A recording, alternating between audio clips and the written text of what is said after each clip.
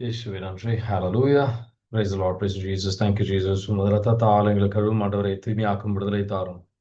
அனைத்து விதமான கட்டு உடைக்கப்படுத்தும் ஆண்டவரை my cast every unclean spirit, Father, mighty name of Jesus. And Mary, intercede for us. Hail Mary, full of grace, the Lord is with thee. Blessed are you amongst women, blessed is the fruit of thy womb, Jesus. Holy Mary, Mother of God, pray for us sinners, now and at the hour of our death. Amen. வாரும் தூய ஆவியானவரை வழி நடத்தும் ஆண்டவரே இயேசுவே நன்றி. ஹalleluya. அனைத்து விதமான கட்டுகள் கண்கள் இருக்கின்ற இதயத்தில் இருக்கின்ற அனைத்து விதமான எல்லா கட்டுகளும் உடைக்கப்படுத்தும் ஆண்டவரே. Receive the peace of Christ. சமாதானத்தின் ஆவி எங்களுக்குள் ஊடுருவி செல்லட்டும். இயேசுவே நன்றி. Hallelujah. Praise the Lord. Praise Jesus. Thank you Jesus. இன்னைக்கு 137வது சங்கீர்த்தனத்தில் இருக்கிறோம். அவரோட அனுபவத்துல அவர் அனுபவிக்கின்ற ஒரு முக்கியமான விஷயம், அவர் வாழ்க்கையில இருந்த சில நினைவுகள், சில கசப்பான நினைவுகள், சில நினைவுகள் அவரை வாட்டி வதைக்கின்றது அப்படின்னு போடுறது நீங்க பார்க்கலாம். 137வது சங்கீர்த்தனம். சில நேரத்தில் நம்ம ஜெபிக்கும் போது நீங்க பார்த்தீங்கன்னா உங்களுக்குமே உங்க வாழ்க்கையில ஜெபிக்கும் போது சில விஷயங்கள் உங்க மனசுல ஞாபகம் வரலாம். நீங்க அதை பத்தி யோசிக்கணும்னு ஆசைப்பட்டிருக்க மாட்டீங்க, விரும்பி இருக்க மாட்டீங்க. ஆனா அவங்க யாரோ சொன்ன வார்த்தைகளாக இருக்கலாம், சில சில முகங்கள், சில விஷயங்கள், நடந்த சில நிகழ்வுகளாக இருக்கலாம், உங்களுக்கு வேதனை தந்த ஒரு சில சூழ்நிலைகளாக இருக்கலாம். அப்போ நமக்குள்ள பல கேள்விகள் எழும்பும். நான் ஜெபிக்கின்றது இது ஒரு ஜெபத்தின் தோல்வியா? எனக்கு சரியா கான்சென்ட்ரேட் பண்ண முடியலையா? ஆண்டவரை பத்தி எனக்கு ஆண்டவரை விட்டு விலகி செல்றேனா? அந்த மாதிரி பல கேள்விகள் நம்ம மனதுல எழும்பலாம். பல கேள்விகள் நம்ம மனதுல எழும்பலாம். நம்ம மனதுதான் அந்த ஒரு போர்க்களம். அங்குதான் சாத்தான் நமக்கு பலவிதமான குழப்பங்கள் கொண்டு வரக்கூடிய ஒரு இடம் இந்த மனது அப்படின்ட்டு. ஆண்டவர் இன்னைக்கு அதை பத்தி இன்னும் தெளிவாக புரிந்து கொள்ள அழைக்கிறார்.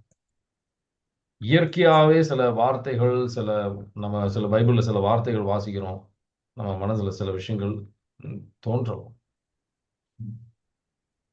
சில அமைதியா இருக்கும்போது சில விஷயங்கள் தோணலாம். சில நேரத்துல எதிரியான சாத்தானே சில விஷயங்கள் நம்ம இதயத்துல நினைவுக்கு கொண்டு வர சில விஷயங்கள் இருக்கலாம். சில விஷயங்கள் நீங்க இந்த பாவத்தை பண்ணிட்ட, கடவுளும் ஜெபத்தெல்லாம் கேட்க மாட்டாரு, அந்த மாதிரி தவறான எண்ணங்கள்லாம் நம்ம மனதுல கொண்டு வர வாய்ப்புகள் உண்டு. ஆனா நம்ம இன்னைக்கு சிந்திக்க போற விஷயம் என்ன அப்படின்னா, இத இன்னும் ஆழத்துல புரிஞ்சுக்க ஆண்டவர் இன்னைக்கு அழைக்கிறார். ஆழத்துல புரிஞ்சுக்க முக்கியமா எதன் அடிப்படையில் புரிஞ்சுக்கணும் அப்படின்னா, சில நேரத்துல சில இந்த சிந்தனைகள் கடவுளே கொண்டு வரலாம். அது நம்ம அதிலிருந்து விடுபெறுவதற்காக, அதிலிருந்து ஒரு ஹீலிங், சுகம் பெறுவதற்காக, மற்றவங்களுக்காக ஜெபிக்கணுன்றதுக்காகவே சில பேர் சில முகத்தை நமக்கு நம்ம மனசுக்கு கொண்டு வருவோம், கடவுளை கொண்டு வருவார். ஆனா நான் இன்னைக்கு சொன்ன மாதிரி நம்ம இன்னைக்கு முக்கியமா சிந்திக்க போற விஷயம் என்ன அப்படின்னா, 2 கொரிந்தியர் 10வது அதிகாரம் 3-5 வரைக்கும். நம்ம மாமிசத்தில் இருந்தாலும் நம்ம போர் எந்த மாதிரி ஒரு போர் அப்படின்றது வாசிக்கிறீங்க. 2 கொரிந்தியர் 10 3-5.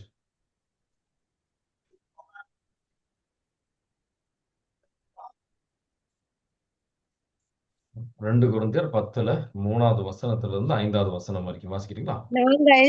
நாங்கள் உலகில்தான் வாழ்கிறோம், எனினும் எங்கள் போராட்டம் உலகை சார்ந்ததல்ல. எங்கள் போராட்டத்தில் நாங்கள் பயன்படுத்தும் கருவிகள் உலக சார்ந்தவை அல்ல, மாறாக அவை கடவுளின் வல்லமையால் அரண்களை தகுத்தெறியக்கூடியவை. அவற்றை கொண்டு குதர்க்க வாதங்களையும் கடவுளை பற்றிய அறிவுக்கு எதிராக தலை தூக்கும் அனைத்து மேற்றிமையினையும் தகர்த்தெறிகிறோம். மனித எண்ணங்கள் அனைத்தும் கிறிஸ்துவின் கட்டுப்பாட்டுக்குள் வருமாறு கட்டாயப்படுத்துகிறோம். ஆமேன், அல்லேலூயா. ஆமேன், ஹல்லேலூயா. இதுல 4 விஷயங்கள். இந்த 4வது வசனம் 5வது வசனம் இன்னும் ஒரே வாட்டி வாசிக்கிறீங்களா? எங்கள் போராட்டத்தில் நாங்கள் பயன்படுத்தும் கருவிகள் உலகு சார்ந்தவை அல்ல, மாறாக அவை கடவுளின் வல்லமையால் அரண்களை தகர்த்தெறியக்கூடியவை. அரண்களை தகர்த்தெறி அரண்களை நம்ம சிந்திக்கணும். சரிங்களா? வாசிங்க. அவற்றை கொண்டு குதர்க்க வாதங்களையும் கடவுளை பற்றிய அறிவுக்கு எதிராக தலை தூக்கும் அனைத்து மேட்டின்மையையும் தகர்த்தெறிகின்றோம். மனித எண்ணங்கள் அனைத்தும் கிறிஸ்துவின் கட்டுப்பாட்டுக்குள் வருமாறு கட்டாயப்படுத்துகின்றோம். ஆமேன். ஆமேன். கிறிஸ்துவின் கட்டுப்பாடுக்கு, அவருக்கு கீழ்ப்படிதலுக்கு வரணும். எல்லா சிந்தனையும் அது கீழ்ப்படிதலுக்கு வரணும். ஆனா நம்ம வாழ்க்கையில எல்லா சிந்தனையும் ஆண்டவர் வார்த்தையின் அடிப்படைக்கு கீழ்ப்படிந்து இருக்கா? அதான் இன்னைக்கு முக்கியமா ஆண்டவர் சிந்திக்க அழைக்கின்றோம். அந்த கட்டுப்பாட்டுக்கு நம்ம கொண்டு வரல. நம்ம சிந்தனைகள், பல சிந்தனைகள் பார்த்தீங்கன்னா உலக சார்ந்த சிந்தனைகள் தான் அதிகமா, உலக சார்ந்த சிந்தனைகள் தான் அதிகமா இருக்கும். ஒரு எடுத்துக்காட்டு, ஒரு வேதனை வரலாம். ஒரு வேதனை நம்ம மனசுக்கு வரும். அவங்க இந்த மாதிரி சொல்லிட்டாங்க, இந்த மாதிரி செஞ்சுட்டாங்க. ஆண்டவரே, இந்த வேதனை அவங்க கிட்ட கொண்டு வர, அது வந்து ஒரு சுகம் தாங்க, எனக்கு இன்னும் ஆழமான ஒரு மன்னிப்புக்கு வர்றதுக்கு எனக்கு உதவி செய்ய. இல்ல உங்களுக்கு உங்க வாழ்க்கையில ஒரு இழப்பு இருந்திருக்கலாம். அப்பா அம்மா பிள்ளைங்களா இருக்கலாம், ஒரு இழப்பு இருந்திருக்கலாம். அது வந்து உங்க மனசுக்கு வந்துகிட்டே இருக்கும். ஜெபத்து நேரத்துலதான் அதிகமா வந்துட்டு அதை கடவுள் காட்டுறாரு. அவர் ஆறுதல் தருகின்றார். என்னோட நாட்களை எண்ணி எண்ணி பார்ப்பதற்கு அது தாராளமா இன்னும் எவ்வளவு நான் இன்னும் 70 வருஷம் வாழ போறேன் அப்படின்ற எண்ணம் இல்லாம என்ன எண்ணத்துக்கு வரணும் அப்படின்னு நீங்க விரும்புறீங்க அப்படின்னு சொல்லி. ஆனா முக்கியமா நம்ம புரிஞ்சுக்க போறது என்ன அப்படின்னா, இந்த அரண்களை, நம்ம மனதுல பலவிதமான அரண்கள் இருக்கு, கோட்டையா கட்டி வச்சிருக்கிறோம். அது வந்து சாத்தான் தான், அதுதான் ஒரு தீய சக்தின்னு நினைச்சுக்காதீங்க. ஆனா அதுல தீய சக்தி செயல்படுவான், தீய சக்திகள் செயல்படும். சரிங்களா? தீயோன்னு செயல்படும் அதுல. இந்த அரண்னா என்ன? தவறான சிந்தனைகள். தவறான சிந்தனைகள் நம்ம மனதுக்குள்ள பலவிதமான தவறான சிந்தனைகளுக்கு இடம் கொடுத்துருக்கும். ஆண்டவரின் வார்த்தைக்கு, முக்கியமா ஆண்டவரின் வார்த்தைக்கு மாறான பலவிதமான சிந்தனைகள், ஒரு ஒரு ஹேபிட், பழக்க சிந்தனைகள். அது எதுல இருந்து வந்திருக்கும் அப்படின்னு பாத்தீங்கன்னா, உங்க கடந்த கால சில கஷ்டமான நிகழ்வுகள். சில பேர் வந்து தவறாக பயன்படுத்தப்பட்டிருப்பாங்க. சில பொய்கள் நீங்க கேட்டிருப்பீங்க சின்ன வயசுல, முக்கியமா இந்த சின்ன வயசுல நடந்த சில விஷயங்கள். ஏன்னா நீ ஒண்ணுத்துக்கும் உதவாது, நீ வந்து சரியா படிக்க, நீ வந்து உனக்கு அறிவு இல்லை. சில பாவத்தை நீங்க தேர்ந்தெடுத்ததுனால, இல்ல சிலதெல்லாம் பாத்தீங்கன்னா தலைமுறையாக இந்த கட்டுகள் இருக்கும். சிலதெல்லாம் ஆணவத்தின் கட்டுகள்.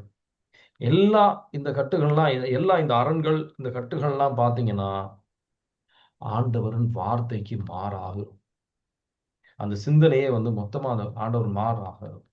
யார் கடவுள், அந்த கடவுள் எப்பேற்பட்டவர் அப்படின்றது மாறான ஒரு சிந்தனை நமக்குள்ள இருக்கும். எனக்கு தெரிந்த ஒரு நபர், அவர் என்கிட்ட வந்து சொன்ன ஒரு விஷயம் என்ன அப்படின்னா, அவர் வாழ்க்கையில தோல்வி மேல தோல்வி அவர் சந்திச்சிருக்கிறாரு. உண்மைதான், இல்லைன்னு சொல்லுங்க. ஆனா எந்த மாதிரி அவருக்கு சிந்தனை வந்தது அப்படின்னா, சாத்தான் எந்த மாதிரி ஒரு சிந்தை எழுப்பியிருந்தான் அப்படின்னா, கடவுள் வந்து என்ன தவிர வேற எல்லாரையும் அவர் நேசிக்கிறாரு, என்ன தவிர எல்லாரையும் நேசிக்கிறாரு அப்படின்ட்டு. அந்த தோல்விகள் வழியாக அவருக்கு வந்த சிந்தனை அது. அப்ப ஆண்டவர் அவர் கொடுத்த வார்த்தை அதற்கு மாறான ஒரு வார்த்தை அவர் கொடுத்தார். அவர் வார்த்தை வழியாக இந்த அரண்கள் எல்லாம் 2 கொரிந்தியர் 10:3-5 வரைக்கும் நம்ம வாசிக்கிற இந்த அரண்கள், ஸ்ட்ராங் ஹோல்ட்ஸ் அப்படின்னு சொல்லுவாங்க. மனதுல சில ஒரு கட்டுகள், அதெல்லாம் வந்து உடையணும் அப்படின்னா அதுக்கு மாறான வார்த்தை நமக்கு தேவை. 2 சாலமன் ஞானம், விஸ்டம் ஆஃப் சாலமன் 11வது அதிகாரம் 24-25. அவர் எல்லாமே அவர் நேசிக்கிறார். அன்புலதான் அவர் கடவுள் அன்பாக இருக்கின்றார். அன்புலதான் அவர் எல்லாமே உருவாக்கினார். அன்புலதான் நம்ம வந்து நிலைத்திருக்கின்றோம். சரிங்களா? we exist in love. அவர் அன்பு செய்யல அப்படின்னா நம்ம உயிரோடவே இருக்க மாட்டோம். சரிங்களா? 24, 25 வாசிக்கிறீங்களா? 26 வாசம். படைப்புகள் அனைத்தின் மீதும் நீர் அன்பு கூறுகின்றீர். நீர் படைத்த எதையும் வெறுப்பதில்லை. ஏனெனில் நீர் எதையாவது வெறுத்திருந்தால் அதை படைத்திருக்கவே மாட்டீர். உமது திருவுளமின்றி எதுதான் நீடித்திருக்க முடியும்? அல்லது உம்மால் உண்டாக்கப்படாதிருந்தால் எதுதான் காப்பாற்றப்படக்கூடும்? ஆண்டவரே, உயிர்கள் மீது அன்பு கூறுகின்றவரே, நீர் எல்லாவற்றையும் வாழ விடுகின்றீர். ஏனெனில் அவை யாவும் உம்முடையன. ஆமென். ஆமென். எல்லாருமே நம்ம அவருக்காக படைக்கப்பட்டோம். அன்புல தான் அவர் படைக்கப்பட்டிருக்கிறார். நமக்கு வாழ்க்கையில என்ன நிகழ்வுகளை வைத்து அவர் அன்பை நம்ம புரிஞ்சுக்கூடாது. அவர் வந்து அவர் வார்த்தையின்படி நம்ம புரிஞ்சுக்கணும். இது வந்து மனதில் நடக்கின்ற ஒரு விஷயம். மனதில் ஒரு அரண் இருக்கு, ஒரு ஸ்ட்ராங் ஹோல்டு அரண் இருக்கு. அது சிந்தனை முறை வாழ்க்கையில் நடந்த சில நிகழ்வுகள் வழியாக வருகின்றது. எனக்கு தெரிஞ்ச ஒரு பெண்மணி, அவங்களுக்கு வந்து எப்படின்னா, அவங்க வந்து ஏமாற்றம் மேல ஒரு ஏமாற்றம் சந்தித்திருக்காங்க.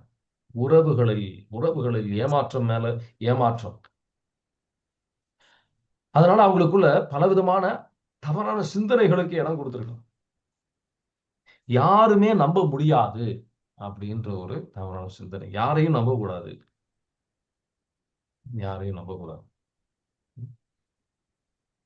நம்பவே கூடாது யாரையுமே. அதனால எப்படின்னா, அவங்க எல்லாரையும் விட்டு ஒதுங்கி நிற்கின்ற ஒரு சூழ்நிலை. மனம் திறந்து ஒரு தனிமை, அதான் சாத்தா வந்து அவனோட சூழ்ச்சியா தான். ஒரு தனிமைக்கு சென்றுகின்றான். நிறைய பேர் நமக்கு மத்தியிலையும் நிறைய பேர் இருக்கிறோம் அந்த மாதிரி. இது ஒரு ஆள் இல்ல, பல பேருக்கு ஜெபிக்கும் போது இந்த வந்து கடவுள் வெளிப்படுத்தி இருக்கிறார். சரிங்களா?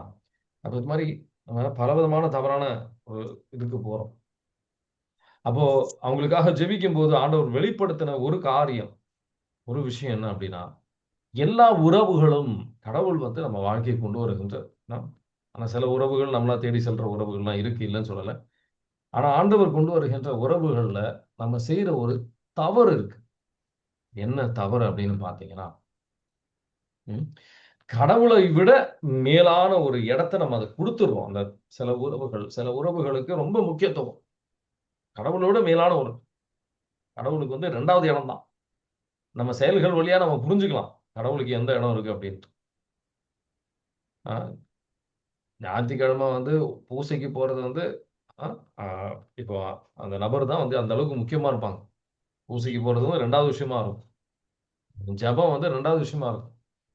அந்த நபருக்காக தான் நம்ம வாழ்ந்துகிட்டே இருப்போம். வாழ்க்கையே அந்த நபருக்காக தான். அது 2வது தான் அந்த ஜெபமே, ஆண்டவருக்கு நேரமே. அதனால ஒவ்வொருத்தருக்குமே வந்து நம்ம ஒவ்வொருத்தருக்குமே இந்த மாதிரி வந்து கோட்டைகள், அரண்கள் இருக்கு நம்ம மனதுல, நம்ம இதயத்தில். எனக்குள்ள இன்னைக்கு கடவுள் வந்து ஒரு மூணு விஷயத்தை வெளிப்படுத்துறாரு. 3 விஷயத்தை வெளிப்படுத்து. இந்த ஒரு கோட்டை, அந்த அரண் வந்து உடைக்கணும். அங்க அது வழியா சாத்தான் வந்து நம்ம வாழ்க்கைக்கு ஒரு நிம்மதி தரமாட்டான், ஒரு சமாதானம் தரமாட்டான். நம்ம உணர்ச்சிகளுக்கு அது அடிமைப்பட்டு இந்த தனிமையில இருக்கிறவங்க அவங்கள பத்தி அவங்க வெளிப்படுத்தவே மாட்டாங்க. அவங்கள பத்தி அவங்க பேசவே மாட்டாங்க. பெருசாலாம் பேச மாட்டாங்க. என்னை பத்தி அவங்க வந்து தெரிஞ்சுக்கிட்டா என்னை விட்டு விலகிடுவாங்களோன்ற பயங்கள், அது மாதிரி பலவிதமான பயங்கள் இருக்கும். அவங்க செய்யற சில செயல்கள் சரியா நமக்கு வந்து இந்த ஒரு அரண், அது மாதிரி நம்ம வந்து அது எல்லாம் பாத்தீங்கன்னா கடவுளோட வார்த்தைக்கு மாறாக இருக்கும். இதெல்லாம் வந்து தான் அடையாளம். என் சிந்தனை கடவுள் வார்த்தைக்கு மாறாக இருக்கின்றதா அப்படின்னா நீங்க சிந்திக்கணும். இன்னொரு எடுத்துக்காட்டுக்காக சொல்றேன், உங்களுக்கு இன்னும் தெளிவா புரியணுன்றதுக்காக. ஒரு ஆர்குமெண்ட், என்ன ஆர்குமெண்ட் அப்படின்னு பாத்தீங்கன்னா, இந்த 2வது வசனம், அந்த 5வது வசனத்துல என்ன போட்டிருக்கு? அந்த 5வது வசனம் திருப்பி வாசிங்க. 2 கொரிந்தியர் 10:5.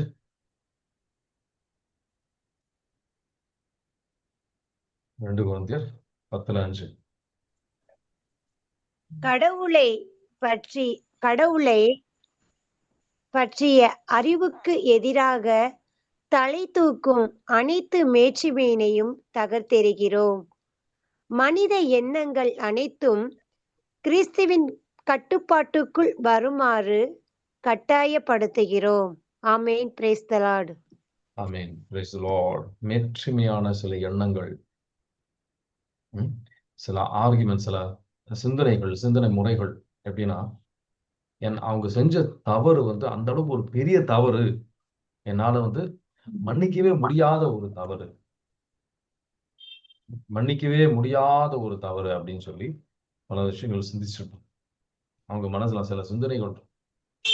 அதனாலே வருஷ கணக்குல அந்த மன்னிக்க முடியாம பல கட்டுகளுக்கு அகப்பட்டு அவங்க வாழ்ந்துகிட்டு இருக்கும். கட்டுகளுக்கு கடவுள் சில சில பேர் எப்படி சிந்திப்பாங்கன்னா, கடவுள் என்ன கைவிட்டுட்டார். அதான் இந்த கவுன்சிலிங்ல நாங்க சில விஷயங்கள் ஆழமா கடவுளோட வெளிப்படுத்துதல் பார்த்தீங்கன்னா, சில வெளிப்படுத்து இந்த மாதிரி சில வெளிப்படுத்துதல், சில அரண்களை கடவுள் வெளிப்படுத்துவார். சில அரண்களை கடவுள் வெளிப்படுத்துவார். நேத்தி கூட ஒரு 2-3 பேருக்காக ஜெபிக்கும் போது சில அரண்களை கடவுள் வெளிப்படுத்தும். ஒரு நபருக்காக ஜெபிக்கும் போது அவருக்கு நான் சரியா படிக்கல, அதனால என்னை யாரும் மதிக்க மாட்டாங்க. நம்ம ஒரு தாழ்வு மனப்பான்மை. அதனால பலவிதமான அரண்கள் நம்ம கூட, என்னோட கடந்த காலத்தினால கடவுள் என்னை அன்பு செய்ய மாட்டாரு, கடவுளால என்னை நேசிக்க முடியாது, பலவிதமான ஒரு இந்த தவறான சிந்தனைகள் வழியாக பல கோட்டைகள் நமக்குள்ள இருக்கு. மேற்றுமையான சிந்தனை அப்படின்னா, நேர்மையான சிந்தனைனா, எனக்கு தெரியும் நான் சிந்திக்கிறது தான் கரெக்ட். கடவுள் வார்த்தையில நம்ம சில விஷயங்கள் வாசிப்போம், கேட்போம், ஆனா அதுக்கு கீழ்ப்படிய மாட்டோம், கீழ்ப்படிய முடியாது. ஏன்னா அதுவும் ஒரு விதமான கட்டுதான். ஏன் அப்படின்னு பாத்தீங்கன்னா, மன்னிங்கன்னு சொல்லுவோம், ஆனா என்னால மன்னிக்க முடியல. அந்த மன்னிக்க முடியாத அந்த வேதனையிலேயே உக்காந்துக்குவாங்க. மேற்றுமையான சிந்தனை, அவர் வார்த்தைக்கு கீழ்ப்படிய முடியல நம்மளால. அவர் கிருபையா நம்மளால கீழ்ப்படிய முடியும் அப்படின்னு போட்டிருக்கோம். எல்லாம் என்னால கூடும், எல்லாம் முடியும். பிலிப்பியர் 4:13. ஆனா அவர் வார்த்தைக்கு செவிசாய்க்கிறது தவிர வேற எல்லாமே முடியும் அப்படின்ற மாதிரி தான் அவங்க யோசிப்பாங்க. வாசிக்கிறீங்களா? பிலிப்பியர் 4:13. எனக்கு வலுவூட்டுவித்தனை கொண்டு எதையும் ஆற்றல் எனக்கு உண்டு. எனக்கு எதையும் செய்யல ஆற்றல் உண்டு அப்படின்னு போட்டிருக்கு. ஆனா அது அவங்க பொருளாதார தேவைக்கு என்னால எதையும் செய்ய ஆற்றல் உண்டு, கடவுள் எனக்கு ஆற்றல் தருவாரு அப்படின்னு எடுத்துக்குவாங்க. ஆனா அவங்க முக்கியமான விஷயம் அப்படின்றது என்ன? எதையும் செய்யற ஆற்றல் உண்டு அப்படின்றது முக்கியமான செயல் என்ன? அவர் வார்த்தையை கீழ்ப்படிவது என்று. ஆனா அது அவங்க செய்யறதுக்கு இந்த சூழ்நிலை கடவுளை விட்ட ஒரு முடியாது. சூழ்நிலை விட்டு என்னால இறங்கி வர முடியாது அப்படின்றது ஒரு சாத்தான் ஒரு தவறான சிந்தனைகள்லாம் கொடுத்து அவங்க அதுல அடிமையா வாழ்ந்துகிட்டு இருப்பாங்க. ஒரு பொய், முக்கியமா அது ஒரு பொய்யா இருக்கும், உண்மையா இருக்காது. உண்மை மாதிரி நமக்கு தோணும், அதுக்காக உண்மையும் இல்லை. அது சின்ன சின்ன விஷயத்துல இருந்து பெரிய பெரிய விஷயங்களாக இருக்கும். எல்லாத்துக்குமே நீங்க செய்யற ஒரு செயல்களுக்கும் ஒரு மெச்சுமையான சிந்தனை இருக்கும், ஒரு தவறான சிந்தனை இருக்கும், ஒரு பொய் இருக்கும். எனக்கு தெரிஞ்ச ஒரு நபர் எப்படி அப்படின்னா, நான் சத்தம் போட்டு கோவப்பட்டாதான் சில பேர் அடங்கி போவாங்க. அந்த மாதிரி பலவிதமான தவறான சிந்தனைகள் அடங்கி போவாங்க. மற்றவங்களை அடக்கி ஆளணுன்ற விதத்துல கடவுள் வார்த்தைக்கு மாறான சிந்தனைக்கு வந்துடும். தூய்மை, தாழ்ச்சி, அதுக்கெல்லாம் எதிராக இருக்கும். இந்த மாதிரி சில பேர் சில பெண்களுக்காக ஜெபிக்கும் போது எப்படின்னா, இந்த நல்ல இந்த தங்கத்துல இருக்கிற இது போட்டாதான் நமக்கு ஒரு மதிப்பு அப்படின்ட்டு உலக மதிப்பீடுகளுக்கு அதிகமான முக்கியத்துவம் கொடுத்து அவங்க மனதில் அதெல்லாம் இருக்கும். கலர், சில பேர்லாம் பார்த்தீங்கன்னா அவங்க கலர், நான் வந்து கருப்பா இருக்கேன், அதுல வந்து தாழ்வு மனப்பான்மை. அது இதனாலதான் இந்த மாதிரி சிந்தனைகள். அதனால கடவுள் என்ன நேசிக்கல, அதனாலதான் இந்த மாதிரி நான் உருவாக்கி இருக்கிறாரு அப்படின்னு. எல்லாம் படைத்ததுக்கு அப்புறம் அவர் சொன்னது என்ன? நன்றாக இருக்கு, இட் இஸ் குட் அப்படின்றார். அதனால நம்மளே பல நேரத்தில் பார்த்தீங்கன்னா பல பேருக்கு வந்து அவங்களே நேசிக்க முடியல.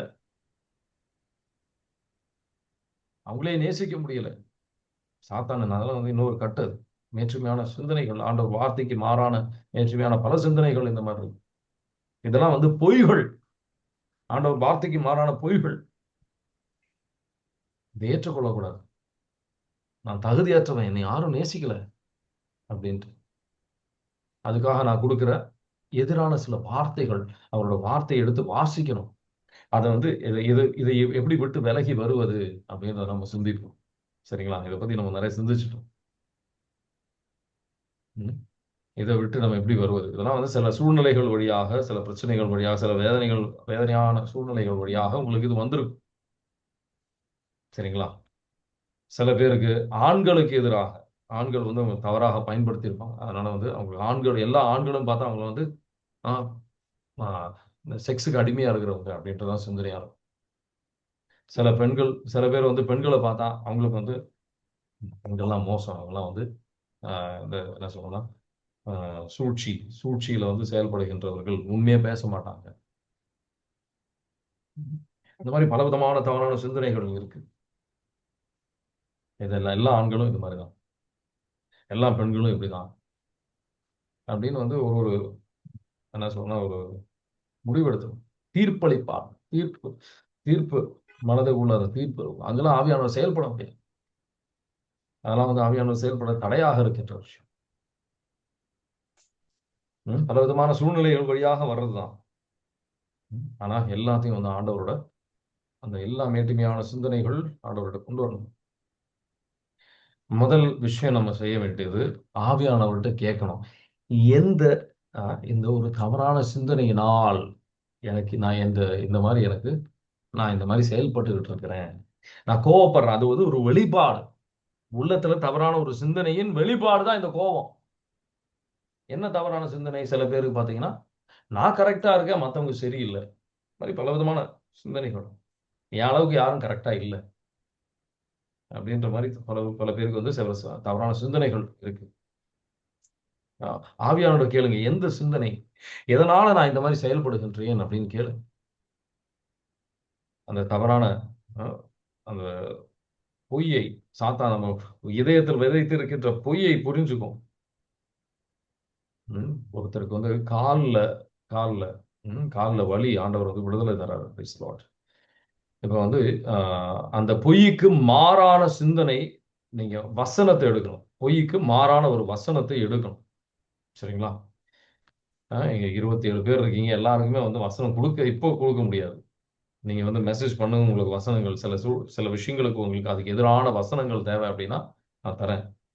இப்போ என்ன கடவுள் வந்து அன்பு செய்யலை அப்படின்னா அதுக்கு எதிரான வசனம் என்ன அப்படின்னு பார்த்தீங்கன்னா, நான் பல பேருக்கு இது வந்து சில அடித்தளமான உண்மைகள், முக்கியமான உண்மைகள் அப்படின்னு சொல்லும்போது, ஏசாயா 43வது அதிகாரத்தில் 4வது வசனம், அதை எடுத்து உங்க வசனமா, உங்களுக்காக கடவுள் சொன்ன மாதிரி நீங்க வாசிக்கணும்.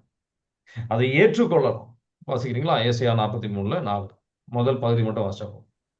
என் பார்வையில் நீ விலையேற பெற்றவன், மதிப்பு மிக்கவன், நான் உன்மேல் அன்பு கூறுகிறேன், ஆதலால் உனக்கு பதிலாக நான் எப்படி இதை வந்து பர்சனலைஸ் பண்ணணும், இது உங்களுக்காக சொன்ன மாதிரி ஆக்கணும். நீங்க என்ன செய்யணும்? அதை எப்படி வாசிக்கணும்? நான் கடவுள் கண்ணிலையில், என் விண்ணக தந்தையின் கண்ணிலையில், இயேசுவின் கண்ணிலையில் விலையேற பெற்றவள் அப்படின்னு சொல்லி அதை வாசிக்கணும். மதிப்பு மிக்கவன், என்னை அவர் நேசிக்கின்றார் அப்படின்னு சொல்லி இது உங்க வசனமா இதை வந்து நீங்க வாசிக்கணும். உங்களுக்காக கடவுள் சொன்னாம நீங்க அதை வாசிக்கணும். நம்பிக்கையுடன், அதிகாரத்துடன் அதை நீங்க வாசிக்கணும். வாசிக்கிறீங்களா? என் வாசிங்க. பார்வையில் நீ இல்ல, இயேசு ஆண்டவரின் பார்வையில் சொல்லுங்க. நான் இயேசு ஆண்டவரின் இயேசுவின் எல்லாருமே பார்வையில் சொல்லுங்க. பார்வையில் இயேசு ஆண்டவர் பார்வையில் நான் விலையேற பெற்றவன், விலையேற பெற்றவள், மதிப்பு மிக்கவள். மதிப்புமிக்கவள். அவர் என்னை அன்பு செய்கின்றார், அவர் அவர் என்னை நேசிக்கின்றார். அவர் அவர் என்னை அன்பு கூறுகின்றார், அவர் என்னை அன்பு கூறுகின்றார். எல்லாருமே இதை வந்து மியூட் பண்ணணும், அன்மியூட் பண்ணணும் அவசியம் கிடையாது. ஆனா இது உங்களுக்காக சொல்வதை போல் இதை வந்து அறிக்கையிடணும், இதை ஏற்றுக்கொள்ளணும், அறிக்கையிடணும், அதிகாரத்துடன் சொல்லணும், உண்மையா நம்பி அதை சொல்லணும், அறிக்கையிடணும். திரும்ப திரும்ப ஒரு வாட்டி கிடையாது. இந்த பல பொய்கள் ஒரு வாட்டி உங்க 10 வாட்டியோ அதெல்லாம் வந்து உங்க மனதுல நீங்க நினைச்சுக்கிட்ட பொய்கள் கிடையாது. இதை பல வாட்டி நினைச்சுதான் இது வந்து ஆளப்பட்டிருக்கு. இதை நீங்க எத்தனை வாட்டி அறிக்கை இட இட இட இட வந்து அது அந்த பல சாத்தானின் பொய்களுக்கு இடம் கிடையாது, அது போயிடும். அதை திரும்ப திரும்ப அறிக்கையிடும். எவ்வளவு வாட்டி இந்த சிந்தனைகள் உங்களுக்கு வருதோ திரும்ப திரும்ப நீங்க அறிக்கையிட உங்களுக்கு பல விடுதலைகள் இது வழியாக கிடைக்கும். சரிங்களா? ஆண்டவரின் வார்த்தை வாள், ஊடுருவி செல்கின்ற வாள், உயிர் உள்ள வார்த்தை. உங்களுக்கு அதுல வந்து முழுமையான ஒரு விடுதலை, அதுல வந்து ரத்தத்தால தூய்மைப்படுத்த சொல்லி அவரோட நாமத்துல ஜெபிச்சு இந்த வசனங்களை நீங்க உச்சரிக்கும் போது முழுமையான ஒரு விடுதலை உங்களுக்கு கிடைக்கும். சரிங்களா? பல பேர் நம்ம இதை செய்யறது கிடையாது. முக்கியமா இந்த இந்த கசப்பான உள்ளத்துல கசப்பு, மன்னிக்காம இருக்கிறது தான் அதிகமா பல பேருக்கு வர இந்த ஒரு இருக்கிற அரண் இதுதான். மேத்திமையான சிந்தனை, இந்த கசப்பு, வெறுப்பு அவங்க மேல வந்து மன்னிக்காம இருக்கிறது தான் மிகப்பெரிய ஒரு கட்டு பல பேருக்கு. அதுல இருந்து விடுபெறணும் அப்படின்னா மன்னிக்கிறதுக்கான வசனங்களை எடுத்து வாசிக்கணும், அதை அறிக்கையிடணும்.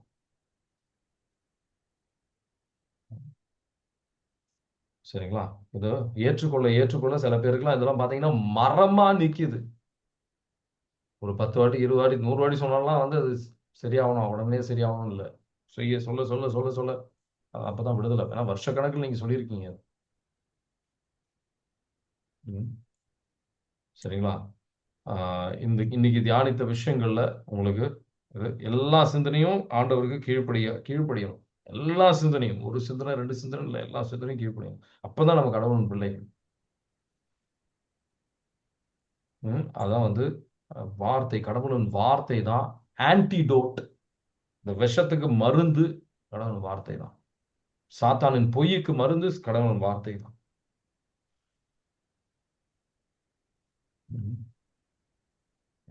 உங்களுக்கு ஏதாவது கேள்விகள் இருக்கா இன்னைக்கு தியானித்த விஷயங்கள்ல? அதுல கொஞ்சம் சத்தமா பேசுங்க, கேட்கல எனக்கு. பிரதர், போன ஞாயிற்றுக்கிழமை சர்ச்சில் வந்து இப்ப கேக்குது. சொல்லுங்க. அதாவது கிறிஸ்துவ மக்கள் அவங்க குழந்தைகளை கூட்டு எனக்கு முன்னாடி ஒரு லேடி உட்காந்துருந்தாங்க. அவங்க ஆக்சுவலா வந்து இறைப்பற்ற உள்ள நபர் தான். முதல்ல வந்து குழந்தைங்க தான் ப்ரேயர் பண்ணும்போது நடக்கும்போது பேசிட்டு இருந்தாங்க. சரி, அறியாத பிள்ளைங்க பேசுறோம், நான் பேச விட்டுட்டேன். ரெண்டாவது அந்த பொண்ணோட அம்மாவும் வந்து ப்ரேயர் நடக்கும்போது பிள்ளைங்களை கொண்டு பேசிட்டு இருக்காங்க. அது வந்து மனசுக்கு வந்து ரொம்ப வேதனை இருக்குது. இன்னொரு விஷயம் என்ன கேட்டீங்கன்னா, ஃபாதர் வந்து நற்கருணை கொடுக்கும்போது அவர் மனம் வருத்தத்தோடு சொன்னார். ஃபாதர் அதாவது நற்கருணை வந்து அலட்சியத்தோடு மக்கள் வாங்குகிறார்கள், அது ரொம்ப பாவமான செயல். அதாவது இயேசுவின் உடலை நம்ம பெற்றுக்கொள்ளும் போது பயபக்தியோடு வந்து வாங்கணும், அதுதான் ஒரு உண்மையான இயேசுவுக்கு நம்ம கொடுக்குற மரியாதை அப்படின்னு ஒரு மனம் வருத்தம் சொல்லும் போது உண்மையில எனக்கு ரொம்ப கஷ்டமா இருந்தது ஃபாதர். அந்த இடத்துல என்ன செய்யறோம் ஒன்றும் பொருள், மக்கள் ஏன் புரியாம அறியாம இயேசு அலட்சியப்படுத்துறாங்க அப்படின்ட்டு எனக்கு அந்த இடத்துல ஒரு வேதனை வந்தது. என்ன செய்யறது தெரியல பிரதர். இறை இறக்கத்தின் ஜெபமாலை அவங்களுக்காக ஜெபிங்க. ஒரு ஆழமான மனமாறுதலுக்காக வரணும் அப்படின்னு சொல்லி ஜெபிங்க. பல பேர் வந்து அந்த அவங்க வந்து உள்ளத்துல உண்மையான ஒரு ஆழமான மாற்றம் வந்தது கிடையாது. சரிங்களா? அதுதான் பிரச்சனை. எரேமியாவின் புத்தகம் 23வது அதிகாரம் 29வது வசனம். ஒரு வார்த்தை ஒரு ஹேமரை போல். சரிங்களா? அது வாசிக்கிறீங்களா? 23ல 29. எவ்வளவு பெரிய பாறையான கல் உங்க இதயமா இருக்கலாம். ஆனா நீங்க வார்த்தை உச்சரிக்கும் போது விடுதலை கிடைக்கும். வாசிக்கிறீங்களா? என் என் சொல் சொல் தீயை போன்றது அல்லவா, பாறையை நொறுக்கும் சம்மட்டியை போன்றது அல்லவா என்கிறார் ஆண்டவர். ஆமென். ஆமென், ஆமென். ஆமே பாறையை நொறுக்கின்ற செம்மட்டியை போல் அது முழுமையாக நொறுங்கி அது வந்து ஒரு மாற்றத்தை கொடுக்க வேண்டியது நீங்க ஆண்டவர் வார்த்தையில் அஹ், நம்பிக்கையுடன் நீங்க அதிகாரத்துடன் அறிக்கையிடும்போது உங்களுக்கு விடுதலை வரும். உங்களுக்கு எந்த ஒரு விஷயமா இருக்கட்டும், உங்களுக்கு அதுல இருந்து விடுதலை வரணும், அதுக்கு ஒரு வார்த்தை கொடுங்க பிரதர் அப்படின்னு சொல்லி மெசேஜ் பண்ணீங்கன்னா உங்களுக்கு அந்த வார்த்தையை கொடுக்குறோம். சரிங்களா? Thank you brother. வேற ஏதாவது கேள்வி இருக்குங்களா? கோபம் அதிகமாகுது, அதுக்கு எந்தாப்புல இறைவார்த்தை சொல்லுங்க பிரதர். ம் போடலாம். இது யாக்கோபு 1வது அதிகாரம் 19, 20 எடுத்து வாசிச்சீங்கன்னா கோபம், நம்ம கோபம் கடவுளோட நீதி நிறைவேற்றுவது கிடையாது அப்படின்ட்டு அந்த இடத்து வந்து அறிக்கையிட. சரிங்களா? Okay brother. 19, 20. சரிங்களா? என் அன்பார்ந்த சகோதர சகோதரிகளே, இதை தெரிந்து கொள்ளுங்கள். ஒவ்வொருவரும் கேட்பதில் வேகமும், பேசுவதிலும், சினம் கொள்வதிலும் தாமதம் காட்ட வேண்டும். ஏனெனில் மனிதரின் சினம் கடவுளுக்கு ஏற்புடைய செயல்கள் நிறைவேற தடையாய் இருக்கிறது. இந்த ஆமென். கோபம் வருவதுன்றது பதிலா கோபம் எதனால வருது அப்படின்னு இன்னும் கொஞ்சம் நல்லா சீர்தூக்கி பாரு. ஆவியாரோட கேளுங்க. சில எண்ணங்கள் இருக்கும். கோவப்பட்டாதான் அவங்க கீழ்ப்படிவாங்க. இல்ல அது கோபத்தை விட்டு விடுறதுக்கு தடையா இருக்கிற சில சிந்தனைகள் இருக்கும். என்னால கோவப்படாம இருக்க முடியாது. அந்த மாதிரி ஏதாவது சிந்தனைகள் இருக்கா அப்படின்னு நீங்க சீர்தூக்கி பார்க்கணும். ஏன்னா சில பேருக்கு பார்த்தீங்கன்னா கோபத்தின் கட்டுகள் உடைச்சாலும் திரும்பவும் வரும்.